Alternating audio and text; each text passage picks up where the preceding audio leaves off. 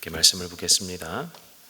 7월 15일 본문입니다. 히브리서 7장 11절부터 19절 말씀, 히브리서 7장 11절로 19절 말씀 한 절씩 교독해서 읽겠습니다.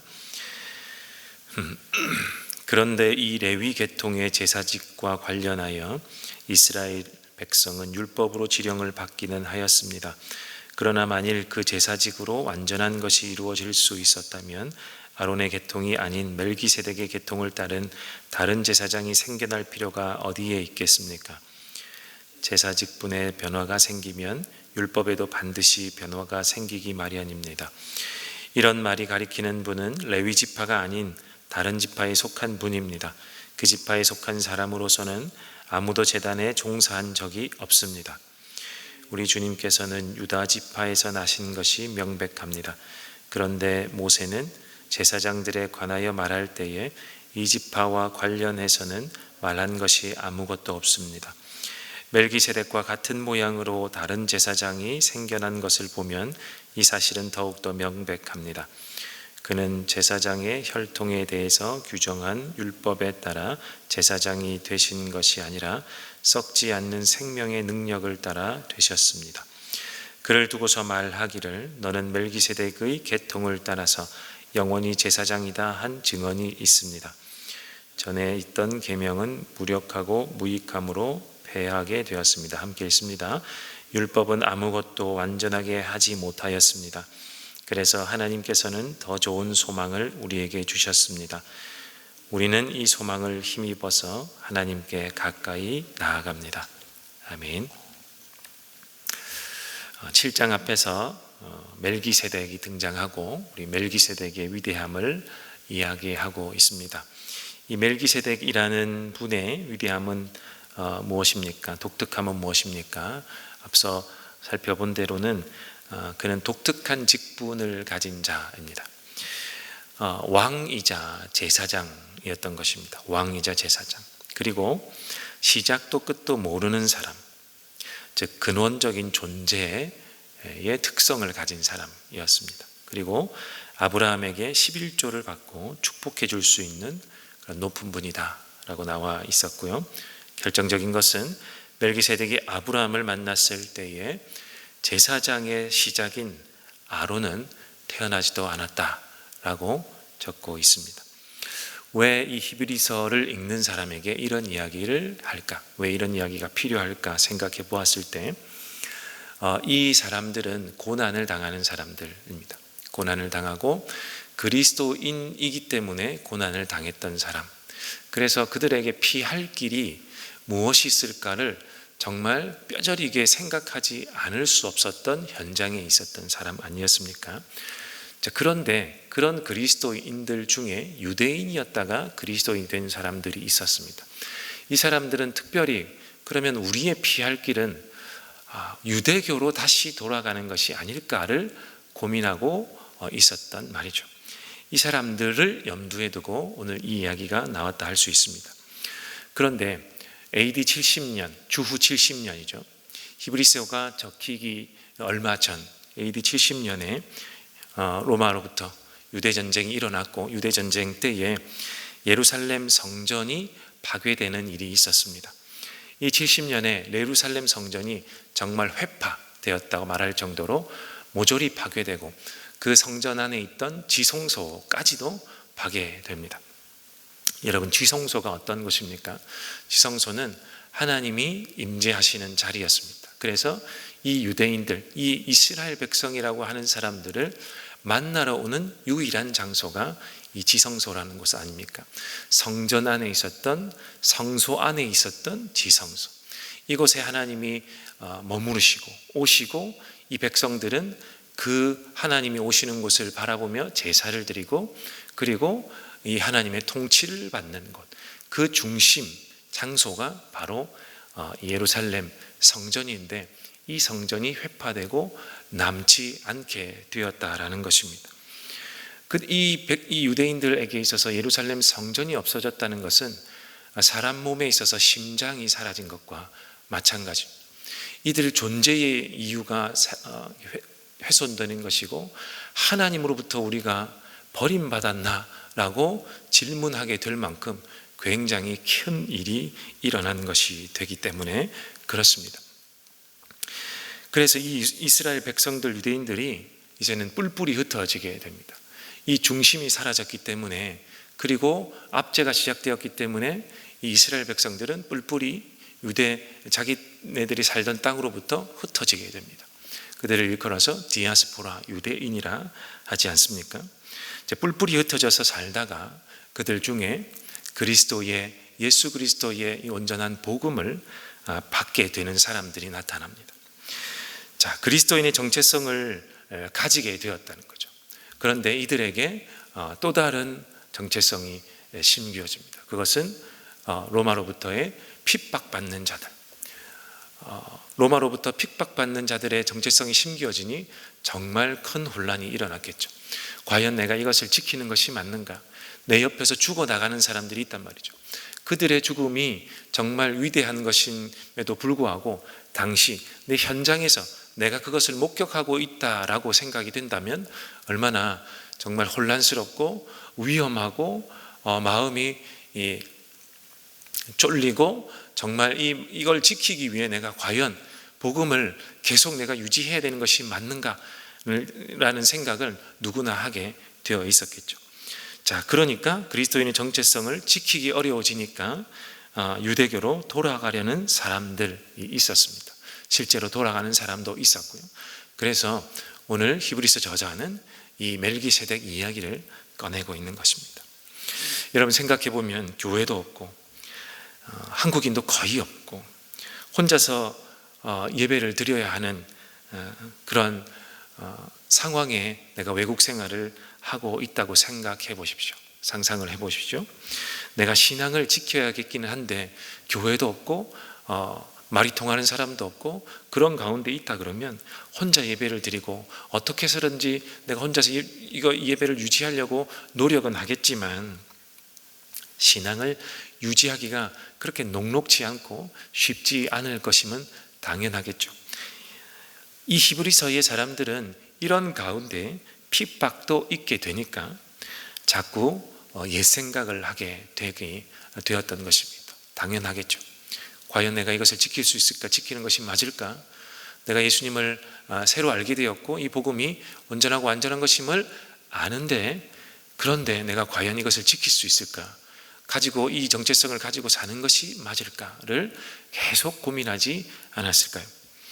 자, 그런데 이 사람들에게 더욱 힘든 것이 무엇인 줄 압니까? 유대교로 회귀하려고 해도 확신이 없다는 겁니다. 내가 지금 당장에 이 핍박을 피하기 위해서 내가 유대인들은 유대교로 돌아간 사람들은 괜찮으니까 그때로 돌아가는 것이 맞을까라는 고민을 하지만 그것도 확신이 없다라는 겁니다. 왜 확신이 없을까? 바로 성전이 없어졌기 때문에 그렇습니다. 하나님이 오시는 임재하시는 그 자리가 없어졌기 때문에 그렇습니다. 성전이 무너져 내리고 지성소가 파괴되었다는 것을 알기에 유대교로 돌아가는 것이 몸은 편할지라도 마음은 확신이 서지 않는 일이었기 때문에 그렇습니다. 그러니 돌아갈 곳이 없는 사람들처럼 느껴졌지 않겠습니까? 그래서 확신도 없는 이 확신도 없는 고민을 하고 있는 이 사람들에게 히브리서 저자는 율법의 불완전함 그리고 제사장 직분의 불완전함을 설파하고 있는 것입니다. 대신 여러분들이요, 대신 확신 있는 것들이 있습니다 라고 이야기합니다. 예수 그리스도의 제사장직이 그러한 것이다 라고 이야기하는 겁니다. 구약의 율법의 제사장직을 이어받은, 온전하고 완전하게 이어받은 분이 있습니다. 그 이상으로 더욱 온전한 분이 계십니다. 그분이 바로 예수님입니다 라고 이야기하는 겁니다. 이분은 아브라함보다도 아론의 혈통보다도 뛰어난 분입니다. 멜기세덱으로부터 제사장 직분을 받았기 때문입니다 라고 이야기하는 것입니다. 더욱이 이 멜기세덱은 어떠한 분입니까? 왕이자 유다 혈통 아닙니까? 이 유다 혈통으로부터 나신 분의 이 제사장 직분을 받았던 것입니다 라고 이야기하는 것입니다. 무엇을 의미합니까? 진짜 왕족 아닙니까? 유다 혈통으로부터 예수님이 오셨는데 그 유다 혈통 중에는 다윗이라는 분이 있지 않습니까? 이 유대인들이 왕족으로 믿는 이 유다 혈통의 멜기세덱이 있지 않습니까?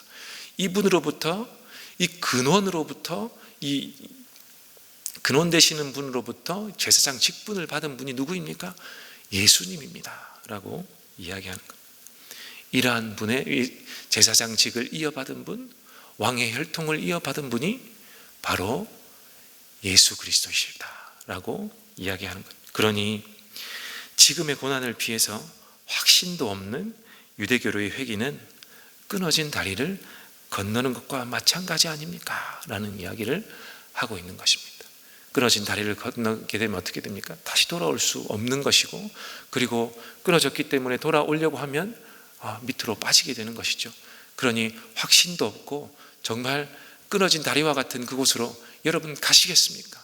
이보다도 완전한, 여러분이 고민하는 것 그 이상의 완전하고 온전한 복음으로 오신 예수 그리스도가 있으니 그분에게 머무십시오. 그리고 다시 확신을 가지십시오. 이 복음으로 확신을 가지십시오 라고 이야기합니다. 그래서 예수님께 머무는 것이 마지막 절에 보면 더 좋은 소망을 가지는 것이고, 이 소망에 힘입어 하나님께 가까이 가는 것입니다 라고 이야기하고 있습니다. 성도 여러분, 이처럼 우리가 받은 복음, 이 복음은 완전하고 온전한 복음입니다. 우리가 가진 이 성경에 있는 예수 그리스도의 복음, 우리가 받았던 이 복음은 완전한 것 이상으로 온전한 것입니다. 그래서 더할 것도 뺄 것도 없다라고 우리가 믿고 있지 않습니까? 그런데 때로는 우리의 불안이 이 온전함을 훼손하고 완전함을 훼손하려고 할 때가 있습니다. 그래서 복음에 무엇인가가 첨가되어야 할 것 같은 이런 욕구와 욕망을 느낄 때가 있는 것입니다. 복음에 나의 지위, 복음에 나의 재산, 복음에 나의 명예, 복음에 나의 행복, 복음에 나의 편안함 등등등등 이것들을 더 집어넣어야만 내가 안심하고 평안해질 수 있다라고 때로는 유혹받기도 하고 그런 생각을 하기도 합니다. 상황과 시대는 다르지만 그러한 유혹을 받는 점에 있어서는 이 히브리서의 이 대상자들과 차이가 없지 않을까라고 생각해 봅니다.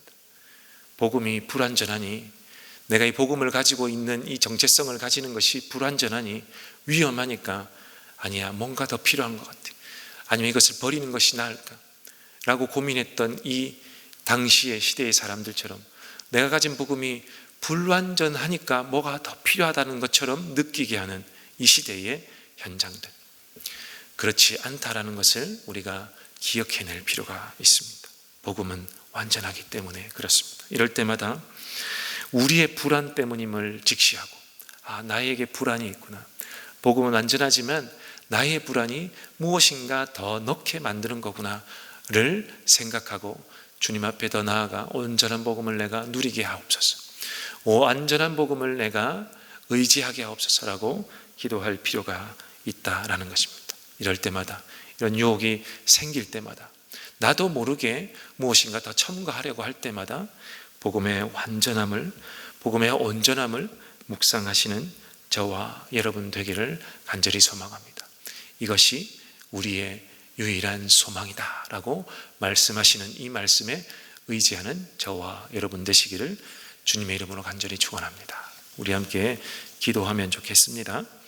첫 번째 기도의 제목은 오늘 말씀처럼 하나님, 내가 복음의 온전함, 복음의 완전함을 누리는 내가 되게 하옵소서. 복음에 무엇인가가 더 필요하다고 느껴질 때, 그것이 유혹될 때마다 하나님 복음의 완전함을 기억하고 떠올리는 내가 되어서 다시 복음에 무릎을 꿇고 주님 앞에 나아가는 자 되게 하여 주시옵소서. 그리하여 복음의 온전함을 누리는 복된 내가 되게 하옵소서. 우리 첫 번째 기도해 주시면 좋겠고, 두 번째, 내일은 주일입니다. 주일의 은혜 가운데 예배의 은혜 가운데 또한 말씀으로 복음의 온전함을 맛보아 하는 우리 모두가 되게 하여 주시옵소서라고 기도하면 좋겠습니다.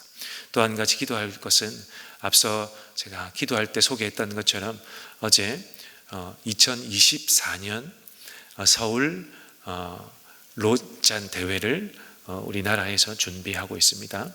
5천여 명의 세계 복음의 지도자들을 초청하여 우리 한국 교회의 이 부흥을 꿈꾸고 기도하고 있는 자리를 위해 기도회를 하는 자리였습니다.